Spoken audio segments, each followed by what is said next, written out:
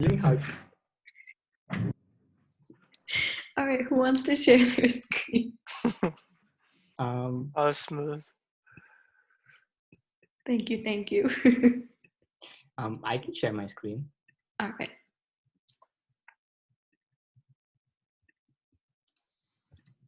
Okay, can everyone see this?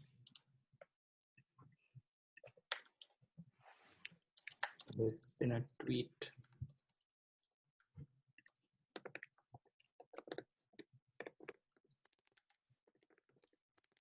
My uncle's meme stash.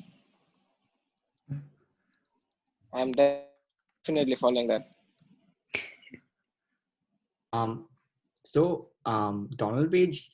Donald Trump's page, even, Donald Wage. is his page is interesting because one of the things that we wanted to talk about was how tech is playing a big role, and social media in particular, in in politics and in this election. If you see on the right side, they've been like really informed about what's been happening, what can happen post election, how to stay informed, and also like about making these flags and like these warnings and even taking down some of his tweets that kind of according to them have misinformation on them. So just wanted to discuss that, what everyone thinks about that, and like how tech in general is like shifting from like not getting involved in election to like playing a big part, obviously from like the last 4 years, and how active everyone needs to be. So what does it say? Some or all of the content shared in this tweet is disputed and might be misleading about an election or other civic process. So what happens if you click learn more? So I think this is a policy that Twitter laid out in October, and I was reading up on this. Is like the civic and integrity policy, and this is kind of like this goes over what could be like misleading information and stuff. But it seems interesting. This seems pretty elaborate. Yeah.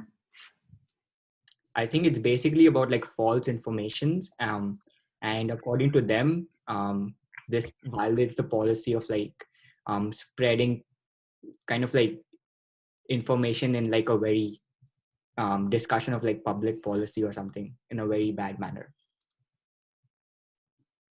And then, so that what tweet is that? Like, which one did they label like this? Can you view it?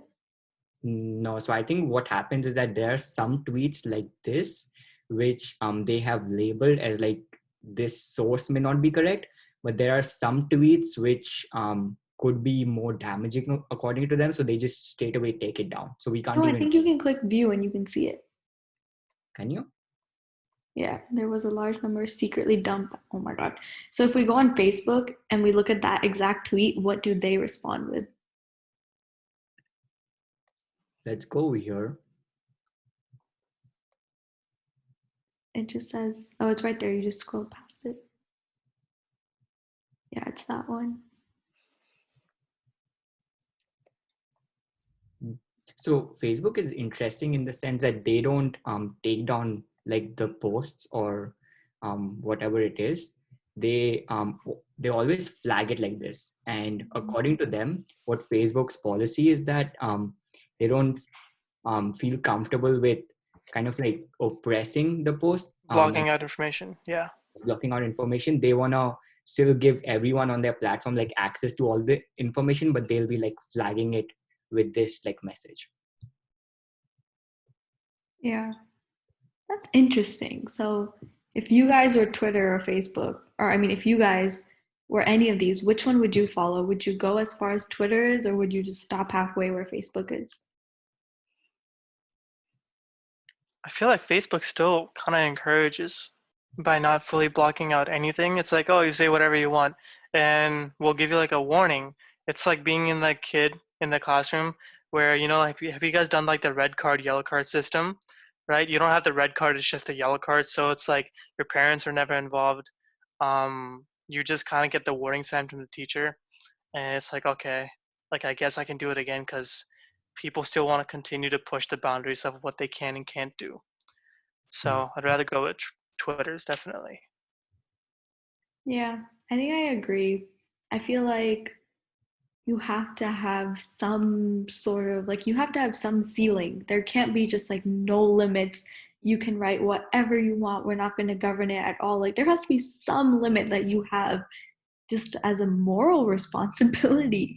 Like this specific tweet, especially to randomly say, we have claimed victory in Michigan 20 minutes after Michigan is awarded to your opponent, is really misleading. And if you turn on the news, there's literally people in front of the vote counting building in Michigan banging on the door saying, what are you doing? Like, throw out the votes. Why are you counting it? So maybe if it was like a random person, like if I wrote that tweet, it wouldn't be that big of a deal. But I think the person writing the tweet and the weight of the account should be taken into account. I really don't think Facebook is doing enough either. ECM Vice Director releases tweet. I feel like Facebook could update the layout, you know. They should instead like incorporate first you say something and then also show the message, because I mean it also comes to the point where like who decides what's being spoken as free speech? Say Trump didn't have Twitter. He'd just go on TV when everyone's watching an election night, you know? And on TV, no one gets to regulate what he says. On TV, it's even harder to control. Like Trump is like, okay, I win Michigan. There's the commentator is just gonna let him speak. No one censors him then and but thankfully since Facebook and Twitter have like a censoring power, I guess. I don't agree with Twitter's approach with like, you know, because a lot of the times when people are sharing tweets, you don't even know the original context of the tweet. What did he tweet about? What is Joe Biden replying to? Like, I am confused, you know? I feel like Facebook is better, but Facebook's approach to just say final results, like this seems kind of boring, to be honest. Just write what Twitter wrote and keep it on top and still show the actual message, you know? Mm. Twitter does show the message, right? We just saw that. Yeah, Like, but it shows the original message. you have to like Someone click on raised their something. hand. It's one additional click. Say that again. Like it's one additional click on Twitter, but on Facebook, it's like just visible out in the open. Yeah, I also Yeah. like what Govind said about how maybe the like flag should be before the actual text itself. Mm. Yeah, that's interesting because I was researching more into this, and I think the reason why Twitter's taken that approach is because um, I think this was on like social dilemma that I saw that fake news on Twitter spreads 6 times more than regular news, um, and that's always the case with Facebook as well. But I think it's more with Twitter, so I think they had to take like a more drastic step with that. Yeah. I see. Oh, go ahead.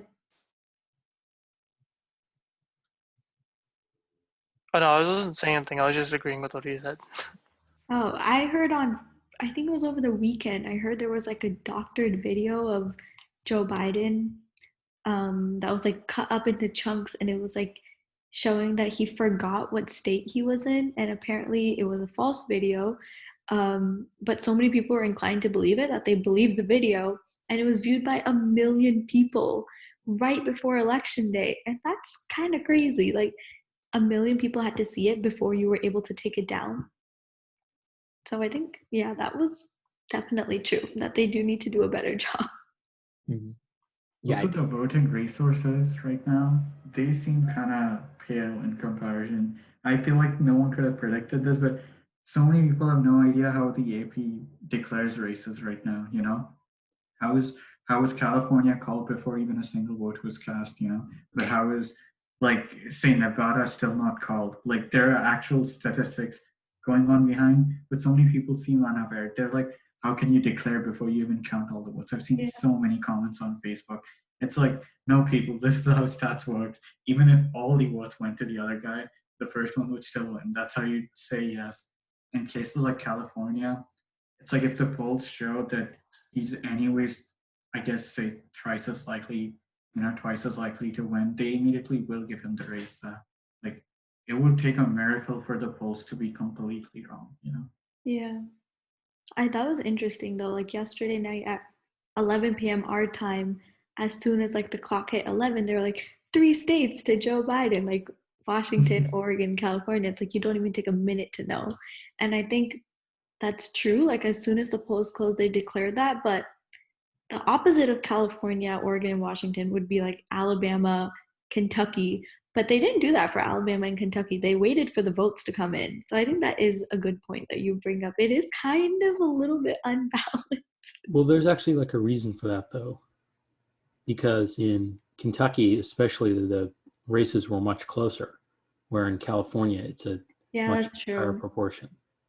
And the way you can rule out that bias point is if you look at America's most conservative network, our favorite Fox. What did they do?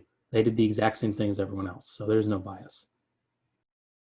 Yeah, I don't think there's any bias. I think it's interesting on how close or how quick they are to call the West Coast states, but they still wait for the more Republican leaning states who you know are going to go to a specific candidate, but they still wait to count more of the votes.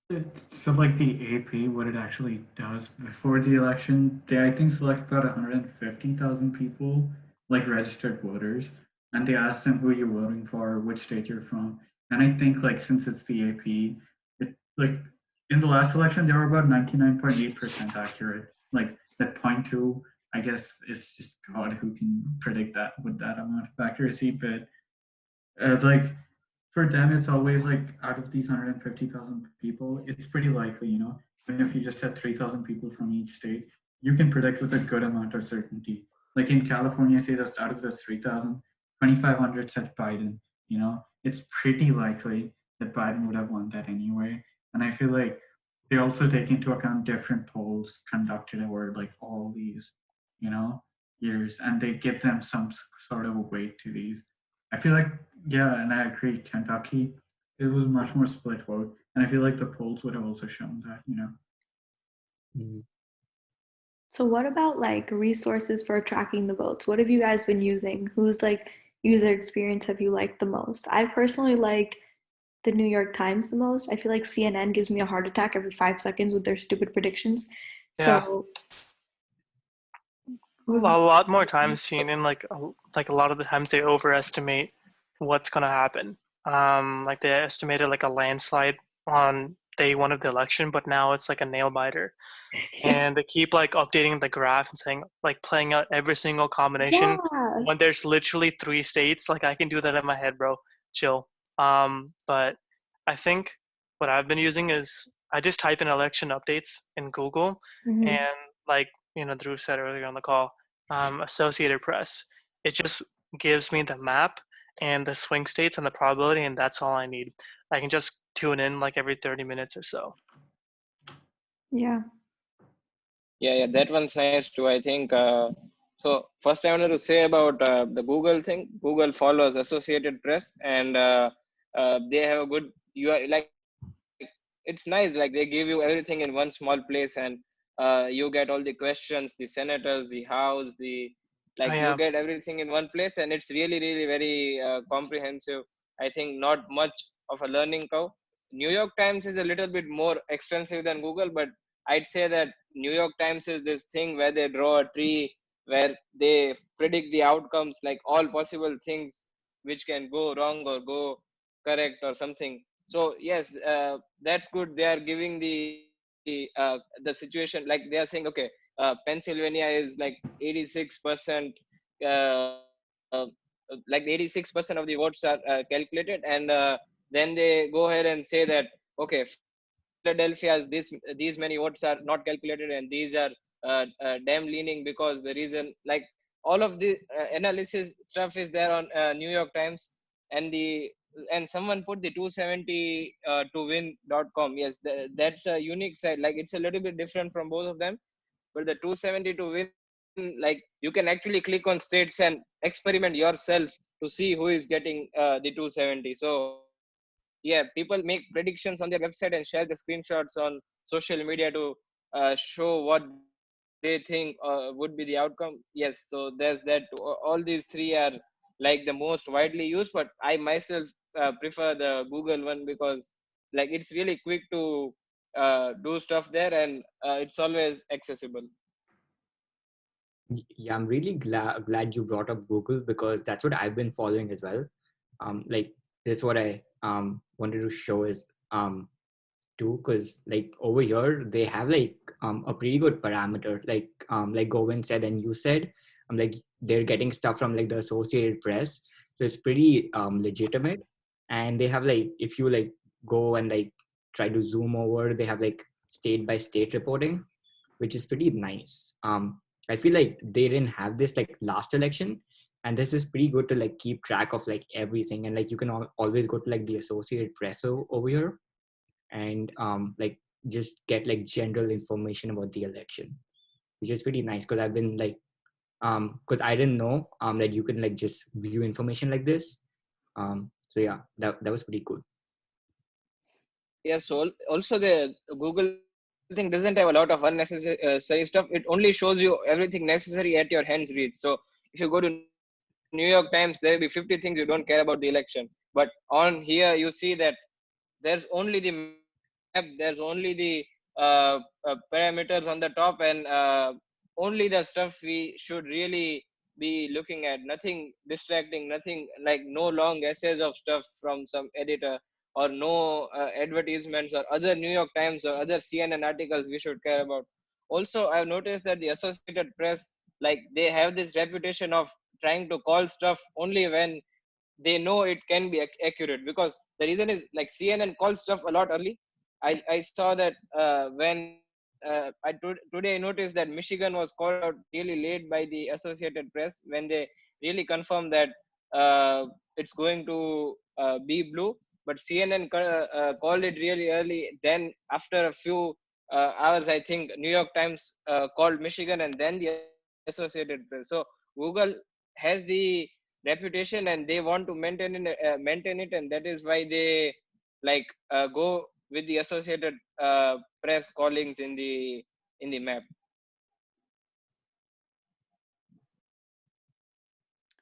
Yeah, Kyle, what about you? What did you use to follow the election? I looked at a bunch of them in the beginning. The Wall Street Journal's done the best job that I've seen. Yeah, it just looks a lot better. I mean, Bloomberg is fine too. They're still a little brutalist for my taste, but I think I'll put the link into it. But yeah, they've done a pretty good job. In the very beginning, it was just my dad. He was just like telling me like, oh wow, Democrats are going to win this time, and then he has like a curve monitor, and he just stopped doing all his office work that day. He said to his colleagues, I'm not going to take any calls, just like, we can postpone the project later if not. And he was just like giving me like texting me updates while I was, I don't know, working on quizzes. Kind of giving me anxiety, but yeah, it is what it is. Yeah, I think it's funny. Like a lot of companies gave their employees Tuesday off for election Yeah. day, but I feel like today is the actual day that you need off because today's the day that everything is actually coming in. Yeah, yesterday was kind of like the first half, and now it's like halftime show's done, and now we're in the third or fourth quarter, and everyone's just getting sick of it. There is another reason to give election day off, which is like people have to vote. Yeah, but I mean, in like IT companies, most of us, I guess I'm assuming because I'm in California, have used mail-in ballots, but definitely to give people the chance to vote. Hmm. I heard like Twitter gave all of its employees the day off yesterday. I was like, how are you guys like riding through with no one at work? Yeah, I can't imagine what it must be like working at Twitter yesterday. It must be like the wild, wild west. That's crazy. Yeah, Yeah. it's more like an election week than an election day. But how does that work out? If Twitter gives the day off to all its employees, who's running the thing? I think So I'm pretty sure that they're like on-call people. yeah. So that happens with like almost all like tech companies. So they're like on-call people that if anything goes wrong, like any of the servers, anything goes wrong, those people have to respond immediately and then like report to the manager who are also on call sometimes. I see. Yeah. Like to give some perspective, my Gotcha. dad works at Oracle, and apparently Oracle software is being used in getting USPS ballots counted and Yeah, same. Yeah. and they had like a bug or some sort of feature error come up on Sunday night. They were like, crap. So it makes us feel so cool. Us tech people, we're like fancy and in need. Yeah, my dad works at Oracle. He's telling me about the same thing. Wait, And I was really? like, That's so funny. yeah. And I was like, what? And then like it didn't actually ring till you said it again. I was like, oh wait, that's what he was talking about. All right. Well, I think that's all we have for today. It's good to have a shorter session. Good for Yeah. mental health. Go do a face mask or something.